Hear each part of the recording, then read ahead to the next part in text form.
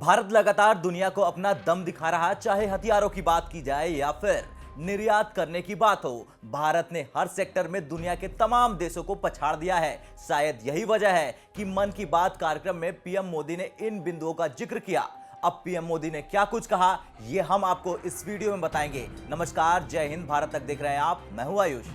PM Modi ने कहा कि बीते सप्ताह हमने एक ऐसी उपलब्धि हासिल की है जिसने हम सबको गर्व से भर दिया है। हमने 30 लाख करोड़ निर्यात का ऐतिहासिक लक्ष्य हासिल किया है।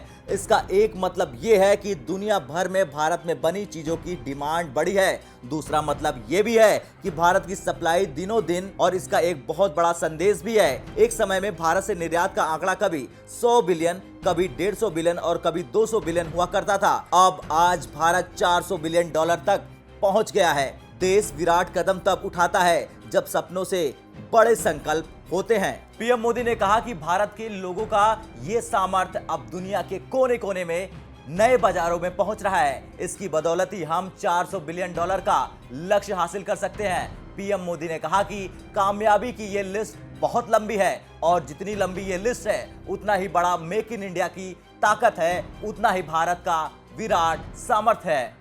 हाल ही में ऑस्ट्रेलिया ने भारत को बड़ा सरप्राइज दिया था, जिसका जिक्र करते हुए मन की बात कार्यक्रम में पीएम मोदी ने कहा कि विदेशों से हमने अपनी चोरी हुई कलाकृतियों को वापस लाया है। साल 2013 तक 13 प्रतिमाएं विदेशों से भारत आई थी, लेकिन पिछले 7 साल में 200 से ज्यादा चोरी हुई प्रतिमाएं हमने अमेरिका, सिंगापुर जैसे देशों से वापस ले लिया है। पीएम मोदी ने कहा कि साथियों, मैं तो उस राज्य से आता हूं जहां पानी की हमेशा बहुत कमी रही। गुजरात में इन स्टेप वेल्स को वाव कहते हैं। गुजरात जैसे राज्य में वाव की बहुत बड़ी भूमिका रही है। इन कुओं या फिर बावड़ियों के संरक्षण के लिए जल मंदिर योजना ने बहुत बड़ी भूमिका निभाई है। आजादी के अमृत महोत्सव में हमारे देश के हर जिले में कम से कम 75 अमृत सरोवर बनाए जा सकते हैं। कुछ पुराने सरोवरों को सुधारा जा सकता है, कुछ नए सरोवर बनाए जा सकते हैं। मुझे विश्वास है आप इस दिशा में कुछ ना कुछ प्रयास जरूर करेंगे।